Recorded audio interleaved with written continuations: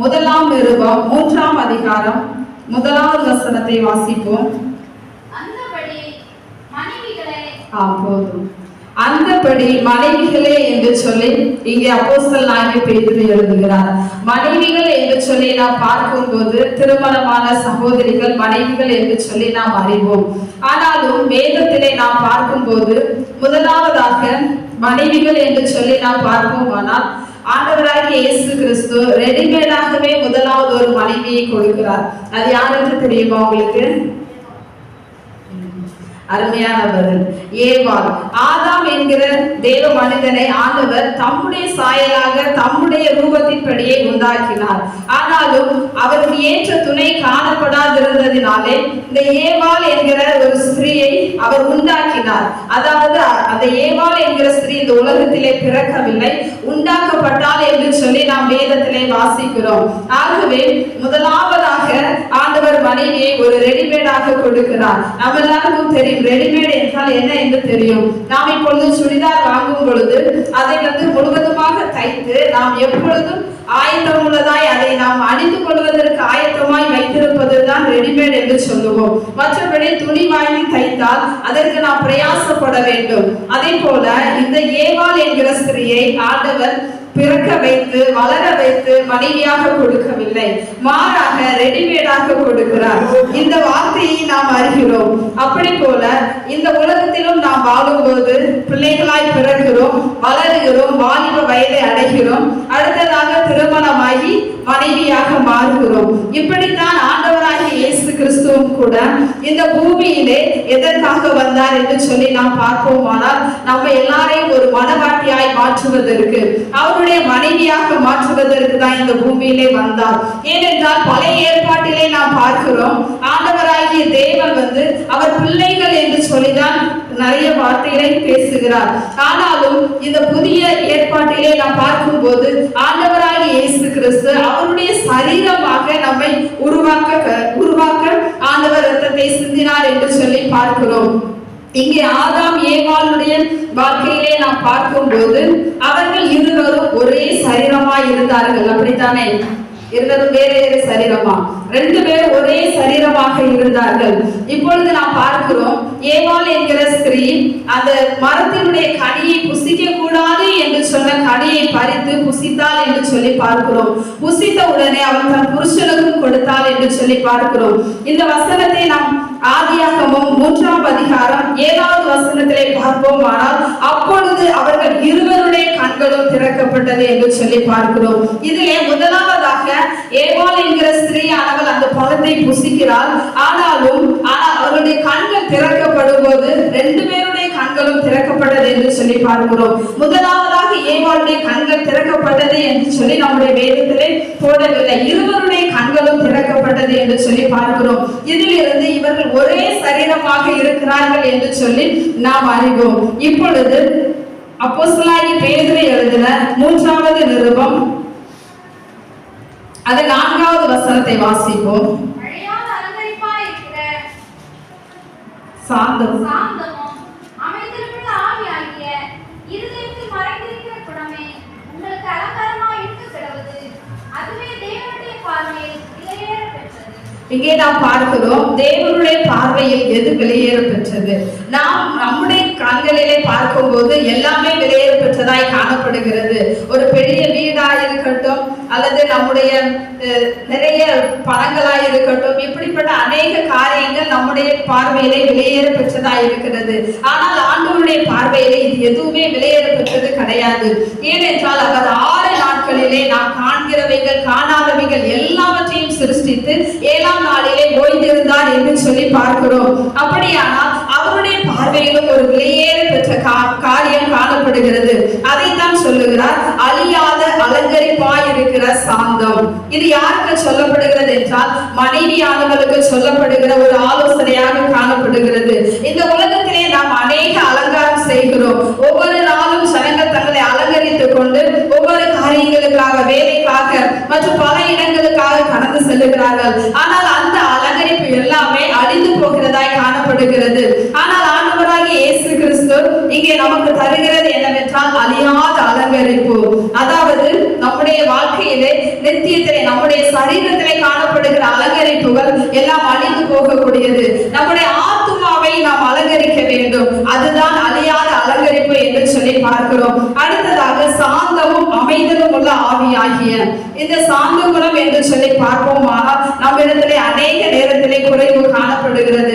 நாமும் கோபப்படுகிறோம், எரிச்சல் அடைகிறோம், திட்டுகிறோம், இப்படிப்பட்ட பல காரியங்களை நாம் செய்து கொண்டு இருக்கிறோம். ஆனாலும் தேவனுடைய இரக்கத்தினாலே நாம் செபித்து மன்னிப்பை பெற்றுக் கொண்டு இருக்கிறோம். இந்த சாந்த குணத்தை நாம் பார்ப்போமானால் நம்முடைய வாழ்க்கையிலும் சிலர் சொல்லுவாங்க, நாம் செய்யாத தவறை நம்மிடத்திலே சொல்லும் போது நமக்கு கோபம் வரும். அந்த சாந்த குணத்தை தான் இங்கே சொல்லுகிறார். அப்படி நாம் செய்யாததை சொல்லி நம்மளை குற்றப்படுத்துவார்களானால் நாம் கோபப்படக்கூடாது, சாந்தமாய் அதை கவனிக்க வேண்டும். அப்போஸ்தலனாகிய பேதுரு எழுதுகிறார், நீங்கள் தீமை செய்து பாட அனுபவிப்பதினால் உங்களுக்கு பிரயோஜனம் என்ன என்று சொல்லி எழுதுகிறார். அப்படியானால் நாம் நன்மை செய்து பாட அனுபவிக்கிறவர்களாய் காணப்பட வேண்டும். நம்மிடத்தில் எந்த குறைகளும் குற்றங்களும் இல்லாத போதும் மற்றவர்கள் நம்மை ஒரு குறையாய் சொல்லும் போது நாம் இந்த தப்பை செய்திருக்கவே மாட்டோம். ஆனால் அதை நீதான் செய்தாய் என்று சொல்லி சொல்லும் போது நாம் சாந்தமாய் அதை பொறுமையாய் சகித்து நாம் வாழ வேண்டும். இந்த சாந்த குணத்தை தான் அவர் சொல்லுகிறார். நாம் தீமை செய்கிறது எந்த ஒரு தண்டனையும் அனுபவிக்க கூடாது. மாறாக நாம் நன்மை செய்து பாட அனுபவித்தால் அதுவே தேவனுடைய பார்வையில பிரியமாய் இருக்கும் என்று சொல்லி நாம் எல்லாரும் அறிந்ததே. அடுத்ததாக நாம் பார்ப்போமானால் இந்த குணம் என்று சொல்லி சொல்லப்பட்டிருக்கிறது. இது நம்முடைய இருதயத்திலே மறைந்து காணப்படுகிறது. நம்முடைய இருதயத்துல தான் தெரியும் சாந்த குணம் இருக்கிறது என்று சொல்லி. நாம் ஒரு நபரை பார்க்கும் போது நாம் கண்டுபிடிக்க முடியாது. இவர்கள் சாந்த குணம் உள்ளவர்களை போல வெளி தோற்றத்திலே தெரிந்தாலும் அவர்களிடத்திலே சாந்த குணம் இருக்காது. சில நேரங்களிலே அப்படிப்பட்டவர்களாய் காணப்படக்கூடாது. நம்முடைய இருதயத்திலே ஒரு சாந்த குணம், ஒரு மறைந்திருக்கிற அனுபவமாக காணப்படுகிறது. அந்த சாந்த குணம் தான் நம்முடைய இருதயத்திலே காணப்பட வேண்டும். அடுத்ததாக 5வது வசனத்தை வாசிப்போம். இப்படியே பூர்வத்தில் தேவனிடத்தில் நம்பிக்கையாய் இருந்த பரிசுத்த ஸ்திரீகளும் தங்களுடைய புருஷர்களுக்கு கீழ்ப்படிந்து தங்களை அலங்கரித்தார்கள். அதாவது இது முற்காலத்திலே நடந்த சாராள் என்கிற தேவ மனுஷியை குறித்து சொல்லப்படுகிறது. இன்னும் சாராளுக்கு அப்புறமாக ரெபெக்காலை சொல்லப்பட்டு இருக்கிறது. ரெபெக்கால் இப்படிப்பட்ட பிதாக்களுடைய மனைவிகள் எல்லாம் புருஷர்களுக்கு கீழ்ப்படிந்து தங்களை அலங்கரித்தார்கள் என்று சொல்லி இந்த வேதத்திலே நாம் வாசிக்கிறோம். அப்படியானால் இதனை புருஷர்களுக்கு கீழ்ப்படியும் போது நாம் என்ன செய்கிறோம்? புருஷர்கள் அலங்கரிக்கப்படுவதில்லை, நம்மை அலங்கரிக்கிறோம். அதாவது சொல்லப்பட்டு இருக்கிறது, கீழ்ப்படிந்து தங்களை அலங்கரித்தார்கள். இந்த அலங்காரம் நிச்சயமாய் நமக்கு வேண்டும். புருஷர்களுக்கு கீழ்ப்படிந்து சாந்த குணமுள்ளவர்களாய் குடும்பத்திலே வாழும் போது நாம் விலையேற பெற்றவர்களாய் தேவனுடைய பார்வையிலே காணப்படுகிறோம். அடுத்ததாக 6வது வசனத்தை வாசிப்போம். அந்தபடியே சாராள் ஆபிரகாமை ஆண்டவர் என்று சொல்லி அவனுக்கு கீழ்ப்படிந்திருந்தால் போதும். இந்த வசனத்திலே நாம் பார்க்கிறோம், சாராள் என்கிற தேவ மனுஷியை பார்க்கிறோம். அந்த தேவ மனுஷி ஆபிரகாமை ஆண்டவன் என்று சொல்லி அழைத்து கீழ்ப்படிந்திருந்தால் என்று சொல்லி பார்க்கிறோம். இப்பொழுது நாம் இதனை வாசித்தோம். இந்த பூமிக்குரிய ஒரு அர்த்தத்தை நாம் வாசித்தோம். ஆனால் இது இந்த அப்போஸ்தலனாகிய பேதுரு எழுதுகிறார், இது இந்த பூமிக்குரிய காரியம் மட்டுமல்ல, நாம் தேவனுக்கும் நமக்கும் உள்ள உறவை குறிப்பிடுகிறார். இது இப்பொழுது ஸ்திரீயானவர்களுக்கு என்று சொல்லி நாம் பார்த்தோம். ஆனால் இப்பொழுது பார்க்க போகிறோம், இது ஒரு மனவாட்டியை குறித்து பேசுகிறார் என்று சொல்லி பார்க்கிறோம். ஆண்டவருக்கு பிரியமான குணம் சாந்த குணம் என்று சொல்லி பார்க்கிறோம். ஏனென்றால் அவரே சொல்லுகிறார், நான் சாந்தமும் மன தாழ்மையுமா இருக்கிறேன் என்று சொல்லி அவர் ஜனங்களிடத்தில் பேசும்போது சொல்லுகிறார். ஆகவே நாம் சாந்த குணம் உள்ளவர்களாய் இருந்து சகிக்க வேண்டும்.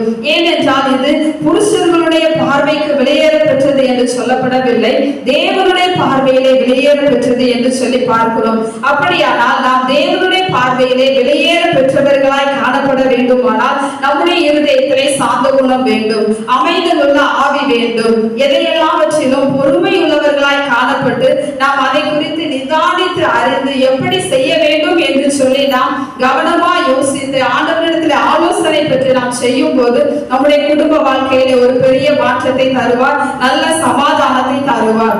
அடுத்ததாக அப்போஸ்தலனாகிய பவுல் பிலிப்பியருக்கு எழுதின நிருபத்திலே 4வது அதிகாரம் 5வது வசனத்தை வாசிப்போம். உங்கள் சாந்த குணம் எல்லா மனுஷருக்கும் தெரிந்திருப்பதாக கர்த்தர் சமீபமாய் இருக்கிறார். அல்லேலூயா சொல்லுவோம். அல்லேலூயா. உங்கள் சாந்த குணம் எல்லா மனுஷருக்கும் தெரிந்திருப்பதாக. பொதுவாக நம்முடைய சாந்த குணம் நம்முடைய குடும்பத்துல இருந்தா மட்டும் போதாது, சபையிலே மட்டும் இருந்தால் போதாது, எல்லா மனுஷருக்கும் தெரிந்திருக்க வேண்டும் நம்முடைய சாந்த குணம். அப்படியானால் நாம் வேலை பார்க்கிற இடங்களிலும், படிக்கிற இடங்களிலும், இன்னும் வெளியே செல்கிற எல்லா இடங்களிலும் எல்லா மனுஷருக்கு முன்பாக நாம் சாந்த குணமுள்ளவர்களாய் காணப்பட வேண்டும். இப்படி நாம் சாந்த குணமுள்ளவர்களாய் வாழும் போது என்ன நடக்கிறதா?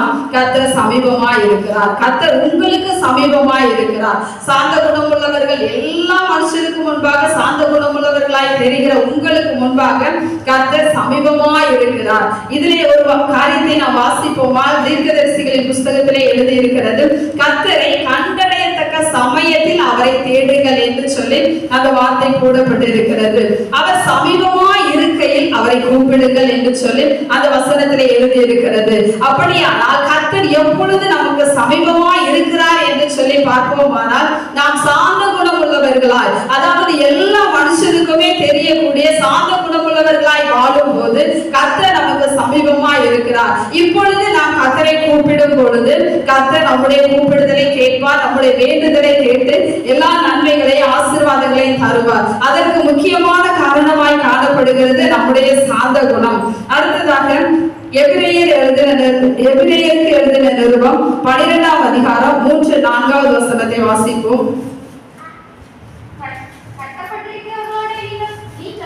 எபிரேயர் 12வது அதிகாரம் 3-4. ஆகையால் நீங்கள் இளைப்புள்ளவர்களாய் உங்கள் ஆத்துமாக்களில் சோர்ந்து போகாதபடிக்கு தமக்கு விரோதமாய் பாவிகளால் செய்யப்பட்ட இவ்விதமான விபரீதங்களை சகித்த அவரையே நினைத்துக் கொள்ளுங்கள். இதிலே ஆண்டவராகிய இயேசு கிறிஸ்துவினுடைய சாந்த குணத்தை நாம் பார்க்க முடிகிறது. ஆண்டவராகிய இயேசு கிறிஸ்து வல்லமை உள்ளவர். அவர் சகலத்தையும் செய்ய அதிகாரம் உள்ளவராய் இந்த பூமியிலே வாழ்ந்தாலும் கூட பிதாவினுடைய சித்தத்தை நிறைவேற்றும்படியாக அந்த வேலையிலே அவர் சாந்த குணம் உள்ளவராய் காணப்படுகிறார். பாவிகள் தான் செய்றாங்க, இவருக்கு கோபமும் வரல, ஒன்றும் வரவில்லை, எல்லாவற்றையும் உங்களுக்காகவும் எனக்காகவும் சகித்தார். அப்படியே அவருடைய சாந்த குணத்தை நாம் பார்க்க முடிகிறது.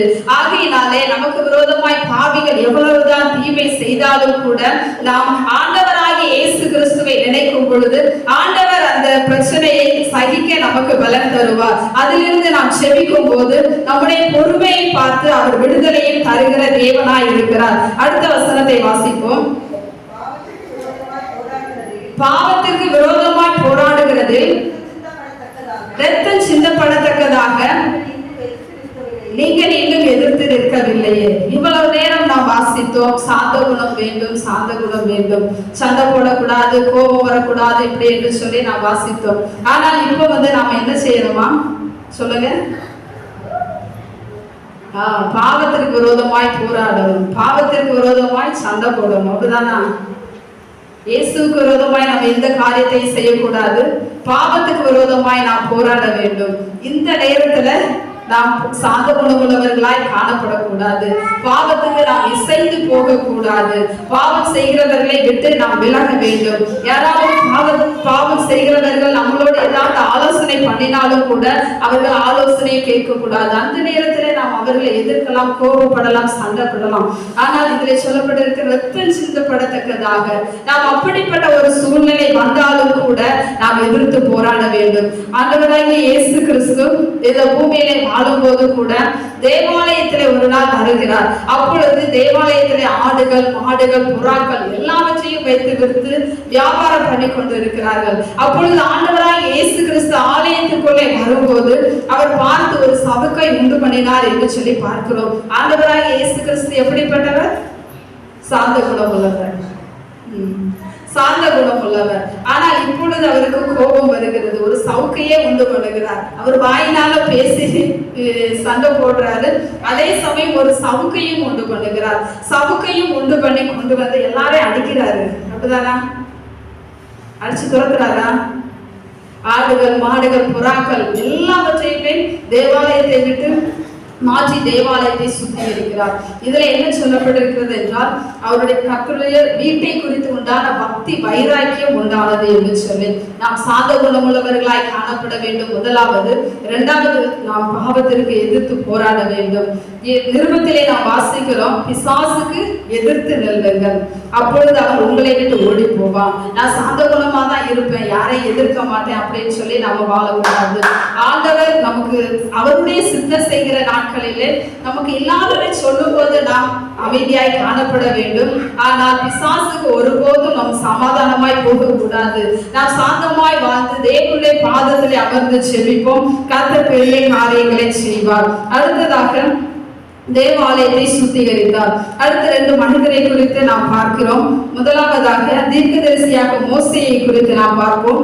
என்னாகமம் 14ஆம் அதிகாரம் 17வது வசனத்தை நாம் வாசிப்போம்.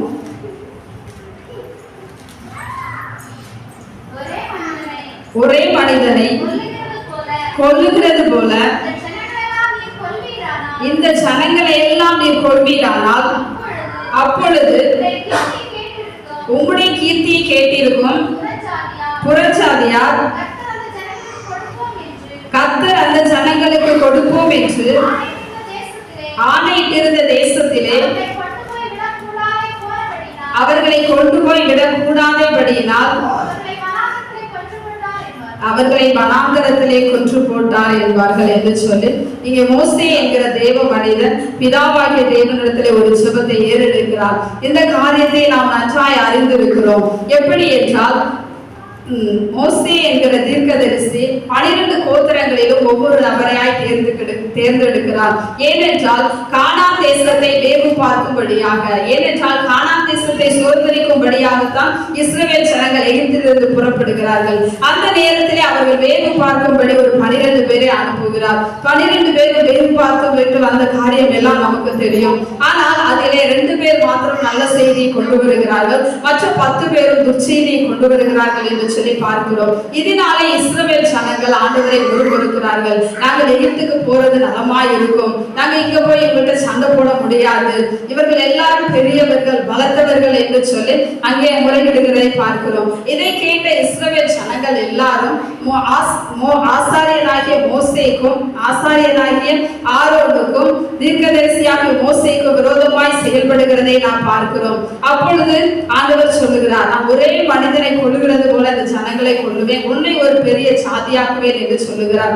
அப்பொழுது மோசே சொல்லுகிறார், நீர் அப்படி செய்யக்கூடாது, ஏனென்றால் நீ நீடிய சாந்தம் உள்ளவர், மிகுந்த கிருபை உள்ளவர், நீர் மன்னிக்கிற தேவன், ஆகையால் இந்த காரியத்தை நீர் இவர்களுக்கு மன்னிக்க வேண்டும். ஏனென்றால் உம்முடைய நாமத்தை புறஜாதியார் உம்முடைய நாமம் ஒரு தீட்டுப்படக்கூடாது, உம்முடைய நாமம் எப்பொழுதும் உயர்ந்திருக்க வேண்டும், புறஜாதியார் மட்டுமல்ல உம்முடைய ஜனங்களும் உம்மை புகழ வேண்டும் என்று சொல்லி அந்த காரியத்திலே தேவனிடத்திலே பரிந்து பேசுகிறார். அப்பொழுது பிதாவாகிய தேவன் சொல்லுகிறார், உன் வார்த்தையின்படியே மன்னித்தேன் என்று சொல்லி பார்க்கிறோம். அப்படியே சொல்லுகிறார், அந்த ஜனங்களை மன்னித்தார். ஆனாலும் கூட அதிலே நற்செய்தி கொண்டு வந்த 2 நபரை மட்டும்தான் கானான் தேசத்துக்குள் அனுமதிக்கிறார், மற்ற எல்லாரும் அழிந்து போகிறார்கள். இன்னொரு காரியத்தை நாம் வாசிப்போம். யோனா தீர்க்கதரிசி.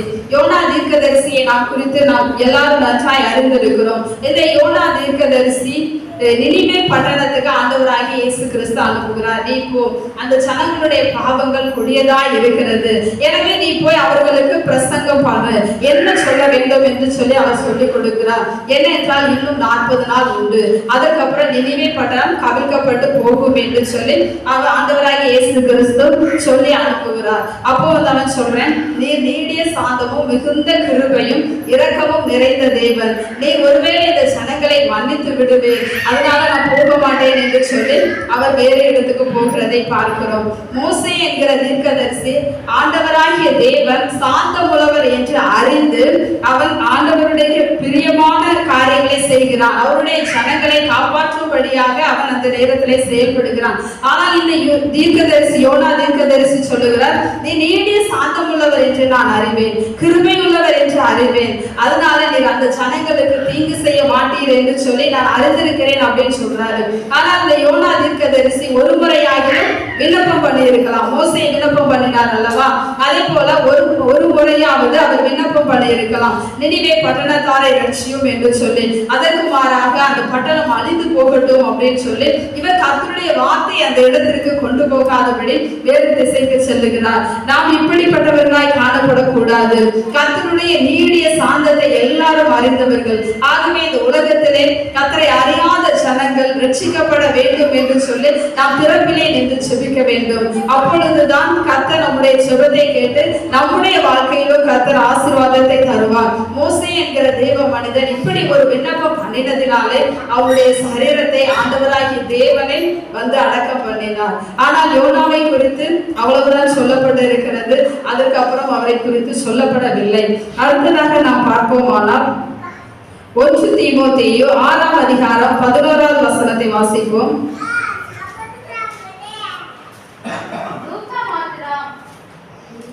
1 தீமோத்தேயு 6ஆம் அதிகாரம் 11வது வசனம். நீயோ தேவனுடைய மனுஷனே, இவைகளை விட்டோடி நீதியையும் தேவ பக்தியையும் விசுவாசத்தையும் அன்பையும் பொறுமையையும் சாந்த குணத்தையும் அடையும்படி நாடு. நாம் இந்த உலகத்திலே அநேக நபரை பார்க்கிறோம். அநேக பணத்தை தேடி பண ஆசை உள்ளவர்களால் அதை அடையும்படி நாடி ஓடிக்கொண்டிருந்தார்கள். ஆகவே இந்த நிருபத்திலே தீமோத்தேயுவுக்கு அப்போஸ்தலனாகிய பவுல் எழுதுகிறார், நீயோ தேவனுடைய மனுஷனே, இவைகளை எல்லாம் விட்டு ஓடி, பணத்துக்கு பின்னால் ஓடுகிற அந்த பண ஆசை எல்லாவற்றையும் விட்டு ஓடி நிறைய காரியங்களை குறித்து சொல்லுகிறார். அதிலே நாம் பார்ப்போமானால் சாந்த குணத்தையும் அடையும்படி நாடு என்று சொல்லி, சாந்த குணத்தை அடையும்படி நாம் நாட வேண்டும். நமக்குள்ளாகவே சாந்த குணம் இருக்கும் என்று நாம் நினைக்க முடியாது. நம்மால் சாந்த உள்ளவர்களாய் வாழவும் முடியாது. ஏனென்றால் நாம் இந்த உலகத்திலே வாழுகிறோம். ஆகவே நம்மால் சாந்த குணம் உள்ளவர்களாய் வாழ வேண்டும் என்றால் நாம் அதை நாட வேண்டும். எங்கே போய் நாட வேண்டும்? தேவனிடத்துல ஜெபிக்க வேண்டும். ஆண்டவரே, எனக்கு நல்ல சாந்த குணத்தை தாரும், பொறுமையை தாரும், அன்பை தாரும், சகிப்பு தன்மையை தாரும் என்று சொல்லி நாம் ஆண்டவரிடத்திலே ஜெபிக்க வேண்டும். அப்படி நாம் ஜெபிப்போமானால் ஆண்டவர் நமக்கு சாந்த குணத்தை தருகிற தேவனாய் இருக்கிறார். அடுத்ததாக நாம் வாசிப்போமானால் மத்தேயு 5ஆம் அதிகாரம் 5வது வசனத்திலே நாம் பார்ப்போமானால் ஆண்டவராகிய இயேசு கிறிஸ்து என்ன சொல்கிறார் என்று சொல்லி வாசிப்போம். சாந்த குணமுள்ளவர்கள் பாக்கியவான்கள், அவர்கள் பூமியை சுதந்தரித்துக் கொள்ளுவார்கள். சாந்த குணமுள்ளவர்களுக்கு என்ன சுதந்திரம் கிடைக்கிறது? என்ன ஆசீர்வாதம் கிடைக்கிறது? பூமியை சுதந்திரித்துக் கொள்வார்கள். நாம் நினைக்கலாம், ஒருவேளை இந்த பூமியை சுதந்திரிக்கலாம் என்று சொல்லி நினைக்கலாம். எத்தனை பேர் அப்படி நினைக்கிறீங்க? இந்த பூமியை சுதந்திரிக்கலாம் சொல்லிட்டு ஆண்டவராகிய இயேசு கிறிஸ்து இதிலே சொல்லுகிறார், இந்த பூமியை சுதந்திரிப்பீர்கள் என்று சொல்லவில்லை, பூமியை சுதந்திரித்துக் கொள்வீர்கள் என்று சொல்லுகிறார். அந்த பூமி என்னவென்றால் புதிய பூமி என்று சொல்லி நாம் பார்க்கிறோம். இந்த பூமியிலே நாம் வாழ்ந்திருக்கும் போது இந்த பூமியை சாந்த குணமுள்ளவர்கள் நிறைய பேர் வாழ்ந்து கொண்டிருக்கிறார்கள். ஆனாலும் கஷ்டப்படுகிறார்கள். அவர்கள் பூமியை சுதந்திரித்துக் கொள்ள முடியாதவர்களாய் காணப்படுகிறார்கள். ஆனாலும் நாம் செபிக்கும் போது சில இடங்களை நமக்கு தருகிறார். நமக்கு வேண்டிய ஆசீர்வாதங்கள், நம்முடைய சுதந்திரத்தை நமக்கு தருகிறார். ஏனென்றால் அவர் சொல்லி இருக்கிறார், உண்ணவும் உடுக்கவும் இருந்தால் அது போதும் என்று சொல்லி இந்த பூமியிலே நமக்கு தந்திருக்கிறார். அடுத்ததாக நாம் வேண்டிக் கொள்ளுகிறதற்கு முன்னமே நமக்கு இன்னது தேவை அப்படின்னு சொல்லி அறிந்திருக்கிறார். நமக்கு இன்னதுதான் தேவை என்பதை ஆண்டவர் நமக்கு தருவார். அதற்கு மேலாக தர மாட்டார். ஆகவே நாம் பிதா தேவனுடைய சித்தத்தை, அவருடைய விருப்பத்தை அறிந்து நாம் ஜெபிப்போம். கர்த்தர் அப்பொழுது நம்முடைய வாழ்க்கையிலே பெரிய காரியங்களை செய்வார். சங்கீதம் 37ஆம் அதிகாரம் 11வது வசனத்தை வாசிப்போம். சாந்த குணம் உள்ளவர்கள் பூமியை சுதந்தரித்து மிகுந்த சமாதானத்தினால் மன மகிழ்ச்சியா இருப்பார்கள். இந்த சாந்த குணம் என்ன சொல்லுகிறது? பூமியை சுதந்தரித்து மிகுந்த சமாதானத்தினால் மன மகிழ்ச்சியா இருப்பார்கள். ஆண்டவராகிய இயேசு கிறிஸ்து இந்த பூமியிலே வாழ்ந்த நாட்களிலே சீஷர்களை பார்த்து பேசுகிறார், உலகத்திலே உங்களுக்கு உபத்திரவம் உண்டு, ஆனாலும் திடன் கொள்ளுங்கள், நான் உலகத்தை ஜெயித்தேன் என்று சொல்லி இருக்கிறார். ஆனால் இந்த இடத்திலே நாம் வாசிக்கிறோம் என்னவென்றால், சாந்த குணமுள்ளவர்கள் பூமியை சுதந்திரித்து மிகுந்த சமாதானம், இந்த பூமியில மிகுந்த சமாதானம் ஆண்டவர் நமக்கு தருகிறார் நம்முடைய இருதயத்துல. ஆனாலும் நமக்கு என்ன இருக்கிறது? ஒரு பூரண மகிழ்ச்சி இல்லை. அப்படிதான் நாம் ஏனென்றால் ஆண்டவரே சொல்லுகிறார், உலகத்திலே உங்களுக்கு உபத்திரவம் உண்டு, ஆனாலும் திடன் கொள்ளுங்கள், நான் உலகத்தை ஜெயித்தேன் என்று சொல்லி. நம்முடைய வாழ்க்கையிலே உபத்திரவம் வரும்போதுதான் நாம் பொறுமையை கற்றுக்கொள்ளுகிறோம். சாந்த குணம் உள்ளவர்களாய் இருக்க பிரயாசப்பட வேண்டும். ஏனென்றால் அந்த நேரத்திலே நாம் பிசாசானவன் நம்முடைய வாயிலிருந்து, நம்முடைய இருதயத்திலிருந்து ஆண்டவருக்கு விரோதமான முறுமுறுக்கிற காரியங்களை அப்பொழுதுதான் ஏற்படுத்துவான். நாம் சமாதானமாய் இருக்கும் போது பிசாசானவர் நம்ம இப்படிப்பட்ட காரியங்களை செய்ய விட மாட்டான். நமக்கு ஒரு பிரச்சனை வரும்போது நாம் நினைப்போம், அவர்கள் எல்லாரும் என்ன செய்கிறார்கள், நான் நமக்கு பயந்துதானே வாழ்ந்து கொண்டு இருக்கிறேன், அதனால ஏன் என்னுடைய வாழ்க்கையில இப்படிப்பட்ட போராட்டம் என்று சொல்லி நாம் நினைப்போம். சில வேளையிலே நினைக்கலாம், நம்மை விட அவர்கள் நல்லவர்களா, நம்மை விட பரிசுத்தவான்களா, அவர்களிடத்துல எந்த ஒரு குறையுமே இல்லை, வேதனையுமே இல்லை. ஆனால் நான் ஆண்டவரை ஆராதிக்கிறேன், ஜெபிக்கிறேன், எல்லா காரியத்திலும் கர்த்தருக்கு பிரியமாய் நடந்து கொண்டிருக்கிறேன். ஆனாலும் என்னுடைய வாழ்க்கையிலே உபத்திரவம் என்று சொல்லி நினைக்கலாம். ஆனாலும் இந்த வசனத்திலே நாம் வாசிக்கிறோம், உலகத்துல உங்களுக்கு உபத்திரவம் உண்டு, ஆனால் நாம் திடன் கொள்ளுகிறவர்களா இருக்க வேண்டும். இந்த திடன் நமக்கு எப்படி கிடைக்கும்? வேதத்தை வாசிக்கலன்னா கிடைக்குமா? வேதத்தை வாசிக்க வேண்டும், செபிக்க வேண்டும். வேத வசனம் எப்பொழுதும் நம்முடைய இருதயத்துக்குள்ள இருக்க வேண்டும். அப்பொழுதுதான் சமாதானம் சந்தோஷமும் நம்முடைய இருதயத்துல நிலைத்திருக்கும். சந்தோஷம் என்கிறது, சமாதானம் என்கிறது வெளியே இருந்து ஒருபோதும் வருவதில்லை, நம்முடைய இருதயத்துலதான் அது இருக்கிறது. ஆகவே நாம் செபிக்க வேண்டும். உபத்திரவம் வரும்போது ஆண்டவரை முறுமுறுக்க கூடாது, செபிக்க வேண்டும். எல்லா காரியத்துக்காக செபிக்க வேண்டும். ஏனென்றால் ஆண்டவர் சொல்லுகிறார், இந்த காரியத்துக்காக மட்டும்தான் நீங்க ஜெபிக்கணும், அதாவது பரிசுத்தமாகணும்னா மட்டும்தான் செபிக்கணும் அப்படின்னு ஒரு கால வரையறை கொடுக்கவில்லை. நம்முடைய இருதயத்தின் எல்லாவற்றையும் அவரிடத்துல ஊற்றலாம். ஒரு மனுஷனிடத்துல நம்பி நம்ம ஒரு காரியத்தை இந்த நாட்களிலே சொல்ல முடியாது. நம்மிடத்திலே கேட்பார்கள், ஆனால் அடுத்த இடத்திலே போய் நம்மை தூற்றுவார்கள். அப்படிப்பட்ட ஜனங்களாய் தான் வாழ்ந்து கொண்டு இருக்கிறார்கள். ஆனால் நம்முடைய இருதயத்தை எல்லாவற்றையும் ஆண்டவரிடத்திலே சொல்லிவிட்டால் அவர் யாரிடத்திலேயாவது சொல்லுவாரா? அவரிடத்துல அன்பு கூர்ந்து ஜெபிக்கும் போது ஆண்டவர் ஒருவரிடத்திலுமே நம்மை காட்டி கொடுக்கவும் மாட்டார். அதற்கு மாறாக கர்த்தர் நம்மை மன்னிப்பார், பரிசுத்தப்படுத்துவார். ஆனால் சில வேளையிலே நாம் தீர்க்க தரிசனங்களை பார்க்கிறோம். ஒரு புறஜாதி ஜனங்கள் சபைக்குள்ளே வரும்போது அவர்கள் இருதயத்தில் உள்ளதை வெளிப்படுத்துவார். சில நேரங்களில் இந்த பாவங்கள் செய்திருக்கிறார், இதிலிருந்து மனம் திரும்பு என்று சொல்லி அவர்கள் இருதயத்தில் உள்ளதை நமக்கு வெளிப்படுத்துவார். ஆனால் நாம் ஆண்டவரிடத்திலே அன்பு கூர்ந்து பல கஷ்டங்கள், வேதனைகள், நஷ்டங்கள் நடுவிலே வெளியே யாரிடத்திலும் சொல்ல முடியாத சூழ்நிலையாய் காணப்படலாம். ஆனாலும் நாம் ஆண்டவரிடத்திலே தைரியமாய் பேசலாம். ஏனென்றால் ஆண்டவரிடத்துலதான் அதற்கான தீர்வு உண்டு. அப்படிதான். ஆகவே நாம் ஆண்டவரிடத்தில் செபிப்போம், நல்ல தீர்வை பெற்றுக்கொள்வோம். இப்பொழுது சாந்த குணம் என்று சொல்லி பார்த்தோம். முதலாவதாக நாம் செபிக்க வேண்டும். அடுத்ததாக அவரிடத்திலே காத்திருந்து நாம் ஒரு பொறுமையை பெற்று சாந்த குணத்தை அடைய வேண்டும் என்று சொல்லி பார்க்கிறோம். அடுத்ததாக இந்த சாந்த குணம் எப்படி நமக்கு கிடைக்கிறது? இந்த உலகத்திலிருந்து நிச்சயமாய் கிடைக்காது. இந்த உலகத்திலே வாழுகிற ஜனங்களிடத்திலிருந்தும் நிச்சயமாய் கிடைக்காது. ஆனால் இந்த சாந்த குணம் எப்படி நமக்கு கிடைக்கிறது என்றால், யாக்கோபு அப்போஸ்தலன் எழுதின நிருபம் 3ஆம் அதிகாரம் 17வது வசனத்தை ஒரு வாசிக்கலாம்.